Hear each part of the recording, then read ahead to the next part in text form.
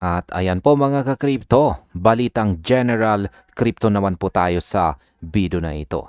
At ayan po ang ating pinakaunang balita rito kung saan ay sabi ay what will spark the next Bitcoin bull market? Bitwise CIO names 4 factors. Ayan. Ang presyo ni Bitcoin ay nasa $65,500. At ang pakiramdam, parang sumakay sa roller coaster na walang seat belt. Marami ang kinakabahan. Pero alam nyo ba na habang namumula or nagre-red ang market, may mga giant signals na nagluluto na ng susunod na bull market? Hindi ito hula-hula lang sa kape. Ito po ay galing mismo kay Matt Hugan. Siya po ang CIO ng Bitwise. Kaya handa ka na ba sa plot twist ng taong ito? Taong 2026? Ayan. Una po sa listahan ay ang agentic finance. Isipin nyo, pati AI ngayon may sarili ng crypto wallet sa Coinbase. Hindi na lang tao ang nagtitrade. Ang mga AI agents na ang bahalang humawak ng funds at gumawa ng transactions ng mag-isa. Yung computer mo na ang nagpapayaman sa sarili niya. Sana all, di po ba? Pangalawa naman ay ang institutional DeFi. Isipin nyo, ang BlackRock, ang pinakamalaking asset manager sa mundo, ay papasok na sa Uniswap. Bibili sila ng Uni tokens para sa kanilang build or BUIDL project. Kapag ang mga balyena ng Wall Street ay nagsimula ng gumamit ng DeFi tools, hindi na lang ito laro ng mga tech geeks. Seryosong pera na ang nakataya rito. At ang pangatlo ay ang tinatawag pong quantum security. May tinatawag po tayong BIP 360 kung saan ay kakamerge lang sa Bitcoin repository. Para itong upgrade sa gate ng Bitcoin para hindi po matibag ng mga quantum computers sa hinaharap. Kumbaga naka-bulletproof vest na ang digital gold natin. At ang pang-apat ay ang tokenization. Lahat na lang ginagawa ng digital token mula po sa CME hanggang UBS. Ang traditional na banking at blockchain ay nagiging close friends na. Mas mabilis, mas mura at mas efficient. Ito ang pundasyon na hinihintay natin para sa mass adoption. Pero, eto ang kicker. Ayon po sa sentiment, ang funding rates ngayon ay sobrang negative. Ibig sabihin po niyan, halos lahat ay nagbibet na babagsak pa si Bitcoin. Para sa history or kasaysayan ng crypto, kapag masyadong maraming short sellers, dito po nangyayari ang short squeeze. Isang biglang taas lang ng presyo, mapipilitan silang bumili pabalik at boom! Parang rocket na lilipad ang presyo pataas. Nangyari na ito noong August 2024 at alam nating lahat ang nangyari pagkatapos. 83% gain po yan. Habang nangyayari ito, si President Nayib Bukele ng El Salvador naman ay chill lang. Kahit down ang kanilang portfolio ng $300 million, todo bili pa rin. Para siyang yung tropa mong talo na sa sugal pero double down pa rin ang mindset. Brave o crazy? History will tell.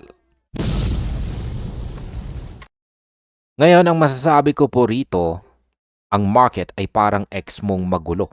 Mahirap intindihin sa simula, pero kung titignan mo ang data, makikita mo ang pattern. Kaya ang tanong, handa ka na ba sa susunod na lipad? O maghihintay ka na lang ulit kung kailan nasa peak na naman ang presyo?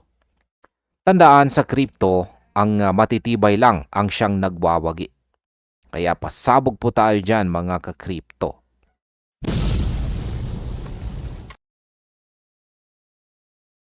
At ayan, meron po tayong balitang XRP dito. Kaya ihalo na lang natin. Sabi rito, XRP News. Binance integrates Ripple's RLUSD on XRPL after Ethereum listing. Ayan, akala po ng marami sa Ethereum lang titigil itong si Binance. Pero mali po kayo. Sa loob lang ng 2 linggo, tinupad ng Binance ang kanilang pangako. Ang RLUSD ni Ripple, opisyal na ring live sa XRP Ledger o XRPL. Hindi lang ito basta listing. Ito ay massive door opener para po sa buong XRP ecosystem. Kung iniisip mong stagnant, kung iniisip mong stagnant or hindi gumagalaw itong sa XRP, mas mabuting makinig ka rito. Alam nyo, parang X nyo lang ang listing na ito. Mabilis. Noong 1 linggo lang, sa Ethereum pa lang ito available sa Binance. Ngayon, deposits are open na sa XRPL. Ngayon ay bakit po ba ito big deal? Kasi ang RLUSD ay may market cap na agad na $1.5 billion. Isipin mo, bago pa lang, pero nasa top 45 na agad ng cryptos worldwide. Parang yung kaklase mong hindi nagre-review pero laging top sa exam. Nakakasar pero kailangang tanggapin na magaling talaga. Ngayon ay pag-usapan naman po natin ang stats para hindi tayo puro hula. Sa kasalukuyan, ang Ethereum network ang may hawak ng malaking parte ng RLUSD na may $1.2 billion market cap. Pero ang XRPL, kakapasok lang pero may $250 million na agad. Dahil sa balitang ito mula kay Binance, tumalon po ang trading volume nito ng 22% sa loob lang ng 24 hours. Abot sa $200 million. Sa crypto, kapag ang volume ay tumataas, ibig sabihin ang mga whale at retail investors ay nagkakagulo na. Sabi nga ni Brad Garlinghouse, siya po ang CEO ng Ripple, ang XRP at RLUSD ang kanilang North Star. Sila ang core ng lahat ng payments at custody services ng Ripple. At heto pa ang mas matindi, may balita na ang CFTC sa Amerika ay pinapayagan na ang stablecoins bilang collateral sa derivatives market kung galing ito sa National Trust Banks. At hulaan ninyo kung sino ang may conditional approval para sa trust charter. Tama, yan po ay walang iba kundi ang Ripple. Ayan, ang opinion ko naman po rito ay hindi lang ito para sa mga trader. Para ito sa buong ecosystem. Mula sa Ethereum hanggang XRPL at susunod na rin sa Base at saka Optimism. Ang RLUSD ay hindi lamang po stablecoin. Ito ang tulay na magkukonekta sa traditional finance at saka crypto. Ang tanong ngayon, handa na ba ang portfolio mo para sa susunod na paglipad ng XRP ecosystem?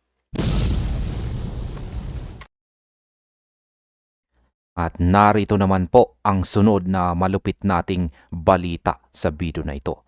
Kung saan ang sabi po rito ay US CPI release. Wall Street predicts soft inflation reading as crypto market holds steady. Alam nyo ba kung bakit tila statue o estatwa ang galaw ni Bitcoin at Ethereum ngayon? Para silang mga estudyanteng naghihintay ng result ng exam. Ang tawag sa exam na ito ay US CPI o Inflation Report para sa January. At maniwala kayo, ang resulta nito ang magsasabi kung magkakapera tayo o maghihigpit ng sinturon. Ayan mga ka-crypto, ang mga higante sa Wall Street. Yan po sina JP Morgan, Bank of America at Morgan Stanley ay naglabas na ng kanilang hula. Ang median forecast nila, inaasahang papalo ang inflation sa 2.5% year over year.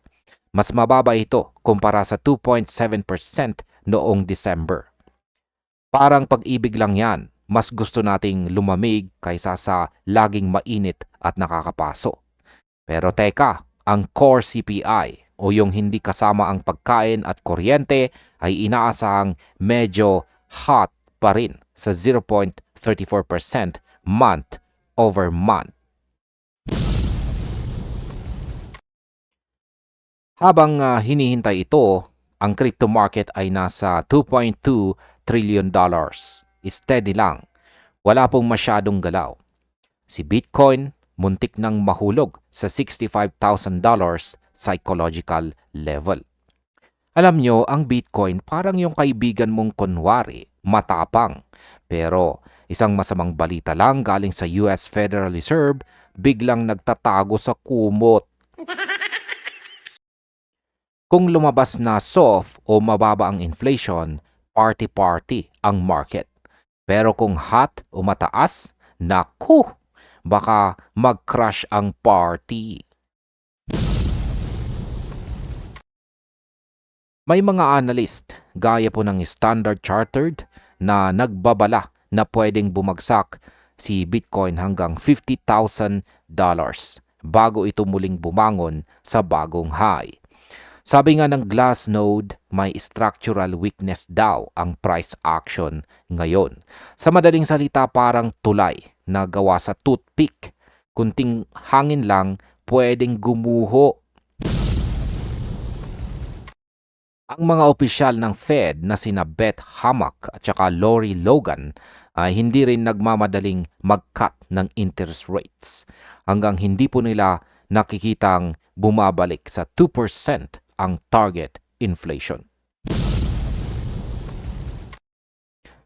Sa aking opinyon, ang buong mundo ay nakatingin po sa March FOMC meeting. Ang CPI report, yan ang siyang magdidikta kung magiging maluwag ba ang Fed o mananatili silang masungit. Kaya kung may hawak ang crypto, kapit lang ng mahigpit. Dahil sa ekonomiya, ang tanging sigurado lang ay ang hindi sigurado.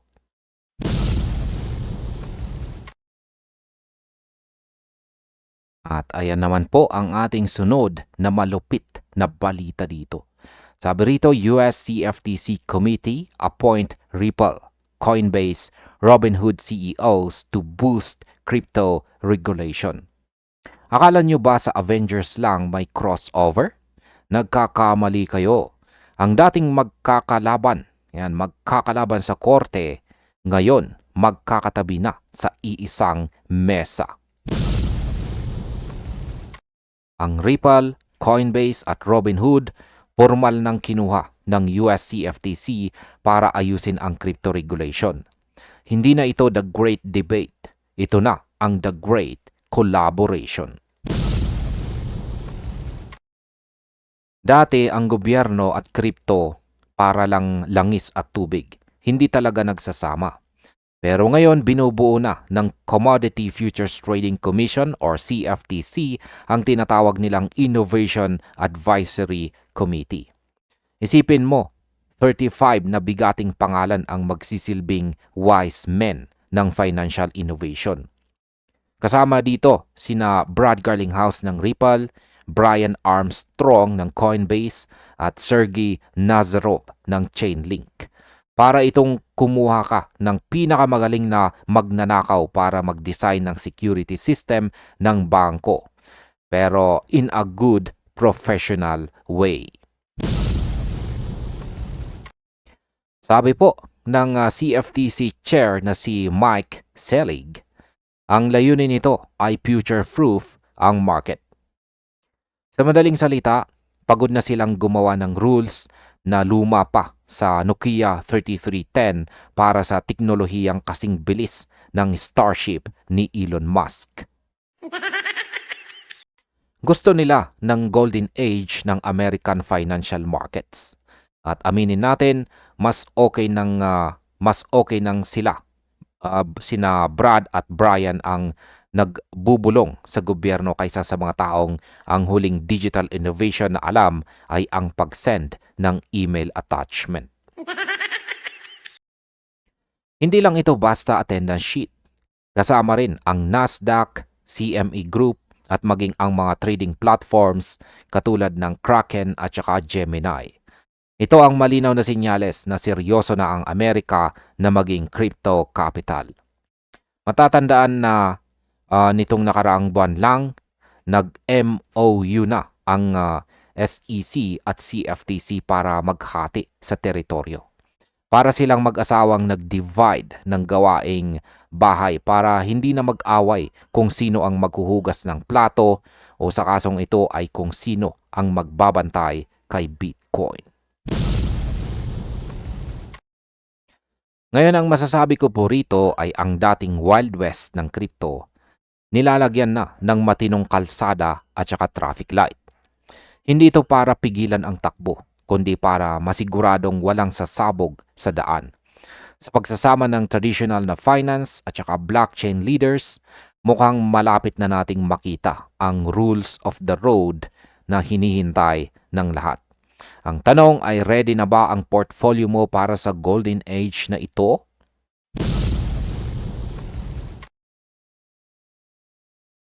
At ayan, isa na namang malupit na balita ang ating pag-uusapan dito kung saan ay sabi rito Trump's World Liberty Financial to compete with Ripple.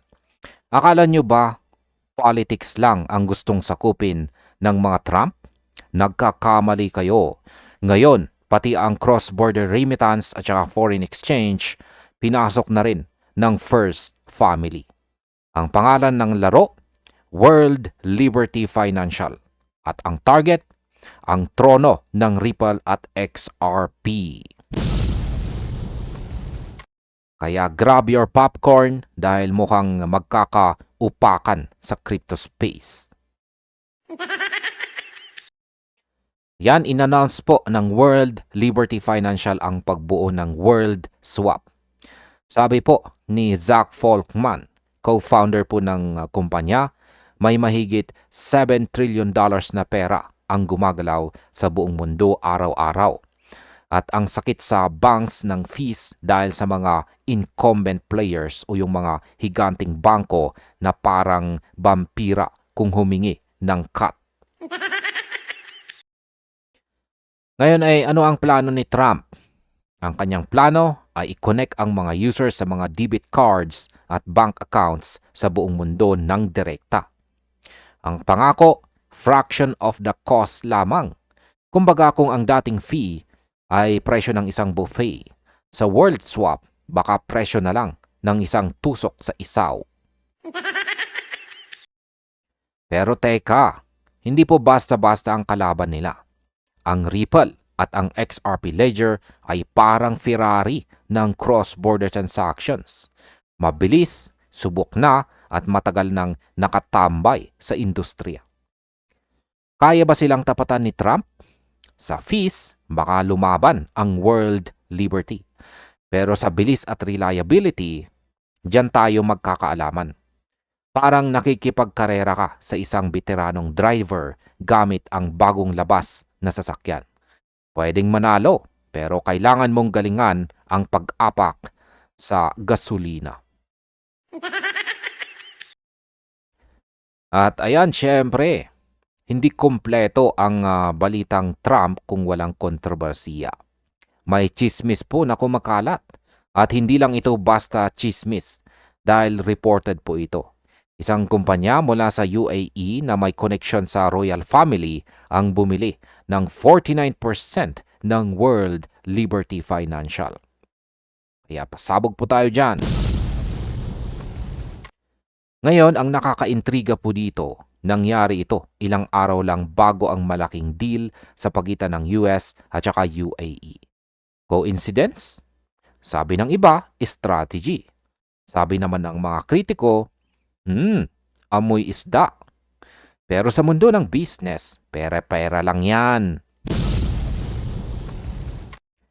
Ngayon, ang tanong po rito, magagawa nga ba ni Trump na gawing great again ang remittance sector?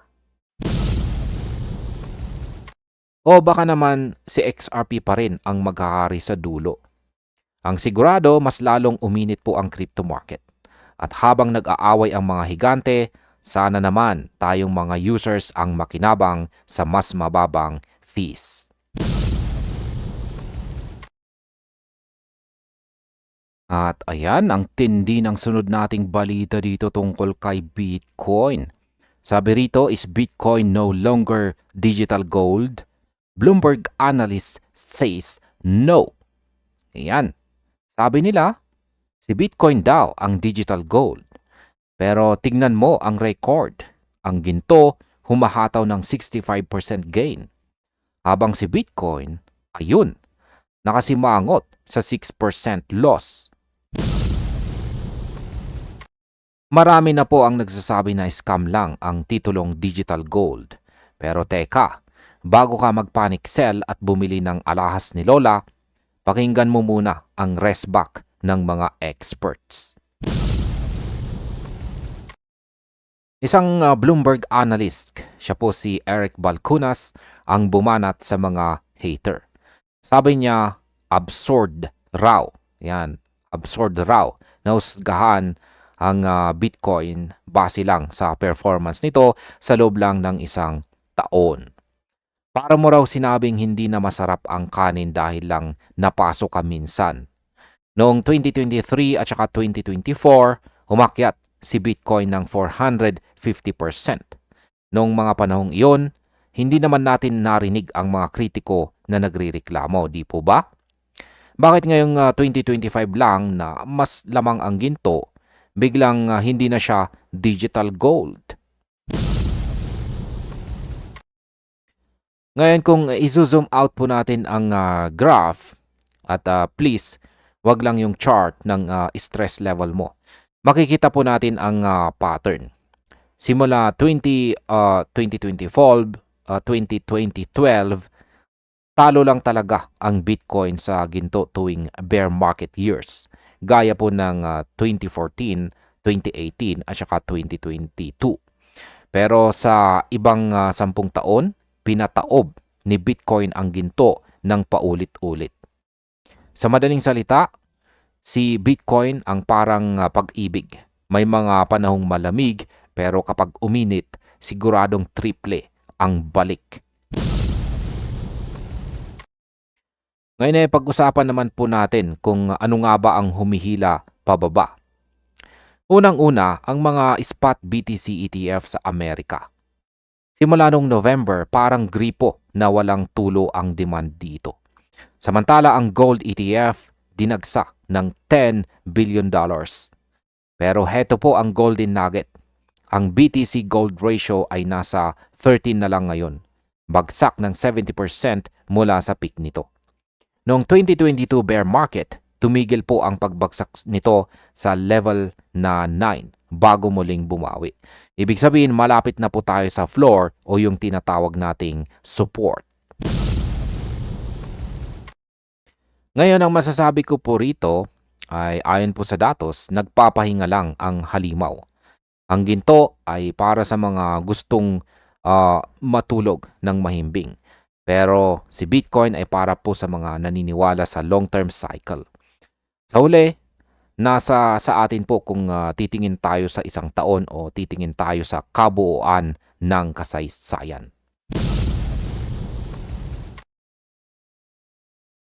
At heto na po mga kakripto ang ating panghuling balita sa video na ito. Kung saan ang sabi rito, 4 signs that Bitcoin is in the early stages of a bear market. How long could it last? Akala mo ba buy the dip na? Baka buy the libing na yan. Ang Bitcoin bumagsak na mahigit 23% ngayong taon at marami ang nagtatanong, Lord, kailan ba matatapos ang kalbaryo? Base po sa latest data ngayong February 2026, may apat na senyales na baka nasa early stages pa lang tayo ng isang malamig na bear market. Yan ang unang sign. Ito po ang tinatawag na capital flight. Sabi po ng crypto quant, ang mga bagong investors, imbis na pumasok, naglalabasan na. Sa bull market, kapag bumaba ang presyo, dinudumog yan. Pero ngayon, parang attendance sa Zoom meeting, puro left the group. Walang bagong pondo na sumasalo sa benta. Kaya ang bawat pag-akyat, pansamantala lamang o corrective move lamang. Pangalawa ay pag-usapan po natin ang kasaysayan. Ayan po sa analyst na si Jel, sa mga nakaraang bear markets, ang presyo ay laging bumabagsak sa ilalim ng 0.618 Fibonacci level. Sa cycle na ito, ang level na yan ay nasa $57,000.